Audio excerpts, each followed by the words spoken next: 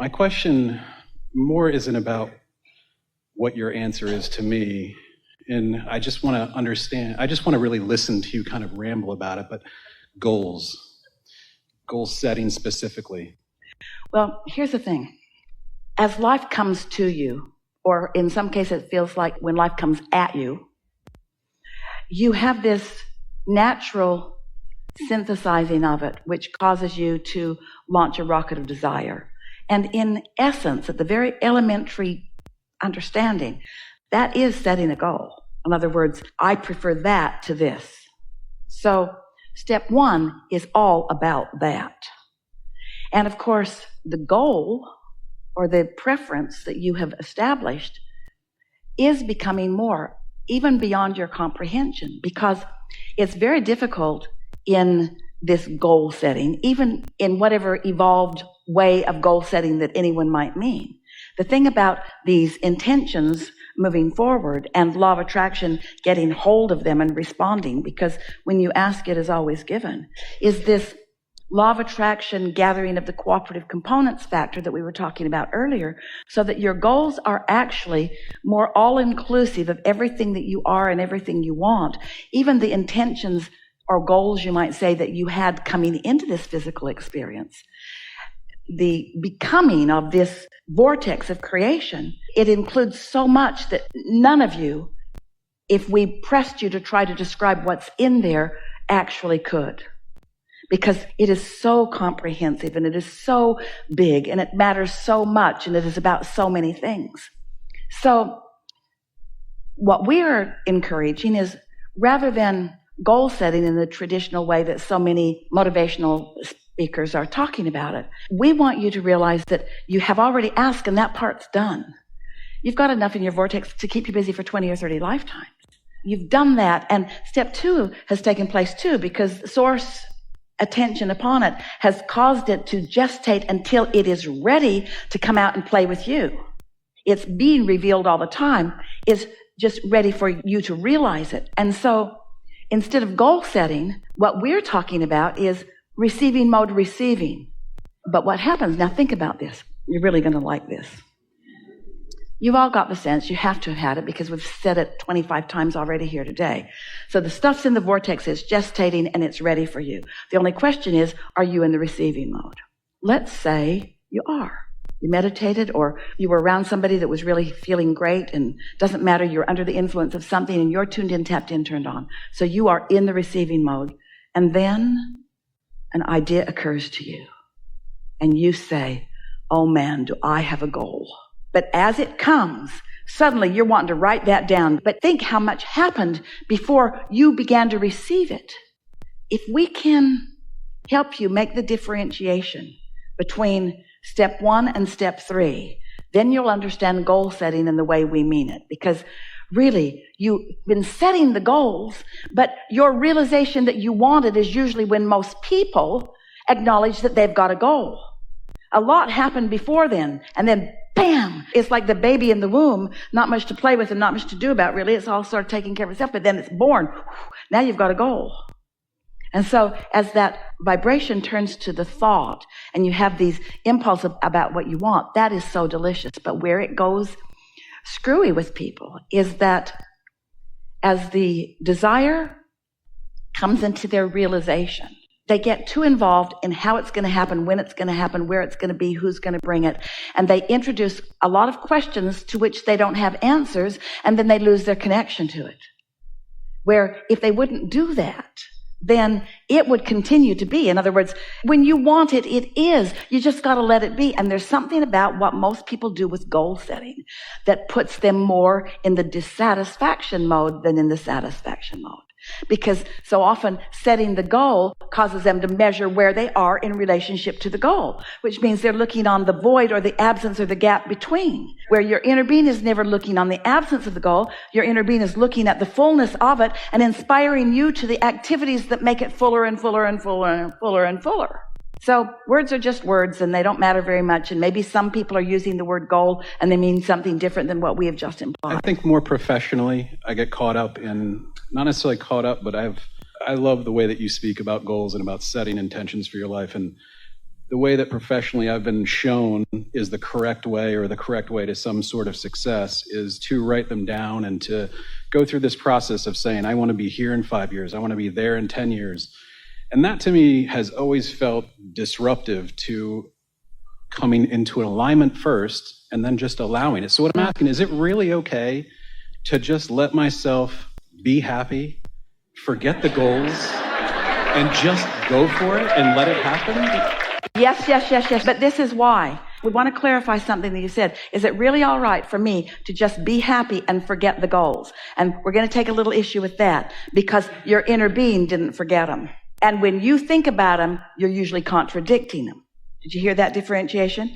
We're not teaching you to give up on your desires. You can't. We're teaching you to let your desires manifest. And there's something about keeping score, keeping track of where you are, that doesn't let them manifest because it keeps activating where you are, which is the opposite of what's in the process of becoming. Oh, you have helped us. You have hit right upon the thing that trips humans up. The reality of what is prevents you from moving into more satisfying reality. What is way too compelling to you. You measure it, you compare it, you talk about it, you pigeonhole it, you insure it, you do all those things with what is, and it prevents you from the journey into the more and the more and the more. When you think about what you want and why you want it, you're usually in a much more allowing place than when you think about how you're going to get it and when it's going to come and who's going to bring it and that sort of thing. Now, there's something else that you said. We're really happy to have this conversation. This matters. If you've been listening to us for a while, you may have listened to us in environments like this or read books that we've written as we've offered everything that we could find in the moment that would cause you to be more allowing. That's always our intention, to get you to be more allowing of what you're asking for. Every process that we've ever written, and there are lots of them, are about you getting into a place where you're allowing what you're asking for more. Today, we're not talking so much about those processes where I want this and I don't want this, so I'll just make myself think about this. Well, usually, when you mean to think about this, you're thinking about this, because whatever's the most active within you is what you're going to think about. So we've written lots of processes to help you move that. But there is a much easier way, which is quiet your mind, so that's not active. And then the only mind that is active is your inner being that already knows what you want and where you are in relationship to it and how to move toward it, step by step by step. Did you follow that? Your inner being knows. And so if your discontent thought isn't active, and it won't be when you're meditating, then you'll practice the vibration of what it is you want. And the more you practice the vibration of what you want, and the less you practice the vibration of its absence, then the more you allow more of what you want. It's just a natural product of the way the laws of the universe work. However, once you are in alignment with who you are, thinking about it in greater detail is so satisfying. So our answer to your question is, if you are under the influence of your inner being and you are tuned in, tapped in, turned on, you can turn your attention toward those delicious ideas of what you want and when you want it, and all it will do is exhilarate you more, and you'll feel more and more and more satisfaction as you think about, in 5 years I'll be here, and in 10 years I'll be here, or whatever. If you're under the influence of what your inner being knows, then every bit of that will be delicious to you. But if you're under the influence of not having enough and you're setting those goals, then the exact opposite happens. Ooh. All right. So I've said something really, really big here, and that is know what you're under the influence of. We have offered to Jerry and Esther, and they have found artists, and their publisher found magnificent artists, and we've created 6 card decks. We call them well-being cards. The publisher calls them affirmation cards. And we've been saying for a long time, when you affirm from inside the vortex, it's such a good idea. When you affirm from outside the vortex, it just digs you into your hole deeper. For example, if you'd meditated or been making love or been in love or been swimming or been at the beach or whatever, so that you're under the influence of source energy, you're tuned in, tapped in, turned on, and you were to sit with any one of those decks, there's 6 different ones, and you were to just leaf through them and just sort of absorb with your eyes the beauty of the art, because the art is vibrationally accurate in every case, we made sure, and read the words, from your state of alignment, the momentum of your alignment would increase, and you would feel satisfaction becoming more and more and more and more and more, and more of what you are wanting regarding the subjects. These card decks are on different subjects of desire.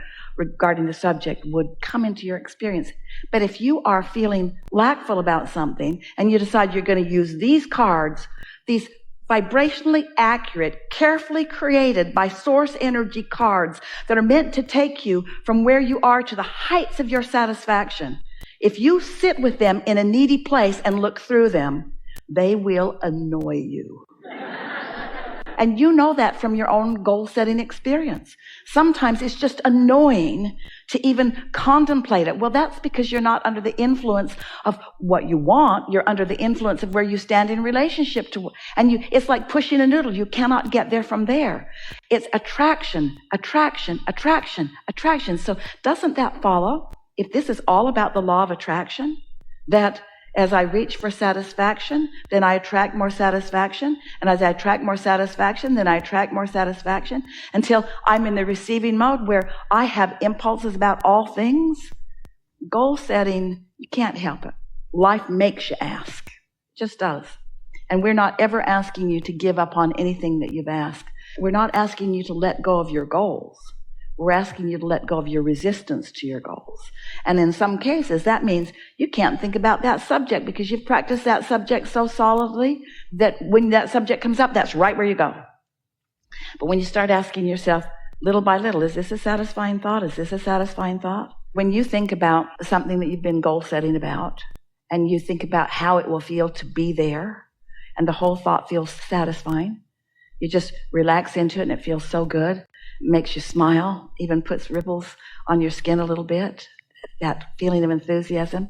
You know that what's happened is you've just joined your inner being's perspective about how you're doing. And the more of that you do, not only the better you feel, but the greater the momentum will be and the faster the unfolding will be toward those things. And after a while, you'll reach a place where you won't be gauging the distance between where you are and where you're wanting to be, because you'll have this clear understanding that there's always going to be something more for you, that no matter where you're standing, there is more. And it is moving toward the more vibrationally that is the exhilaration of life. And yes, the things will follow. But someday we are certain that we will meet with you, maybe even some of you who are actually sitting here in this room, and we will be having de-manifestation seminars, because the things that you think you want for the satisfaction are just the excuse you use to get into the mode of satisfaction. It's the feeling of source energy flowing through you and the entire universe responding to your clear focus that is the life that you want to live. And yes, dollars will follow, and magnificent things will follow, and wonderful experiences will follow, and freedom will follow, and all the things that you've incrementally been asking for will follow. So it's like this. Details of life. Put specific details into your vortex. Let's say car, house, girl, children, whatever it is. In. So then cooperative components are gathered and it becomes more, and perhaps even not recognizable. Doesn't matter to you though, because you're not specifically trying to make this happen and this happen and this happen. Life's caused it to happen. Abraham, is it really true that I can simply just feel good and that is enough? Yeah, so that's what you're doing. You're feeling good, you're feeling satisfaction, your vortex has been building and ideas are flowing to you.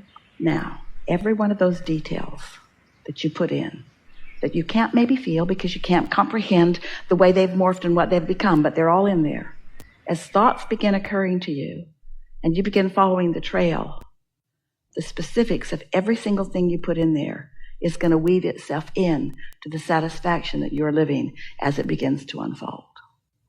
But if you are so determined that that is going to instantly become that, then you're going to miss all of this, and all of this, and all of this, and all of this, and those little pieces are not as satisfying as they could be. In fact, if you could get there at all. If this time-space reality has the wherewithal to inspire a desire, this time-space reality has the wherewithal to deliver the goods. So if a specific thing has caused you to create a specific desire, you're going to feel the extraordinary magnificence of the specifics of that. And it's going to surprise and delight you when it comes.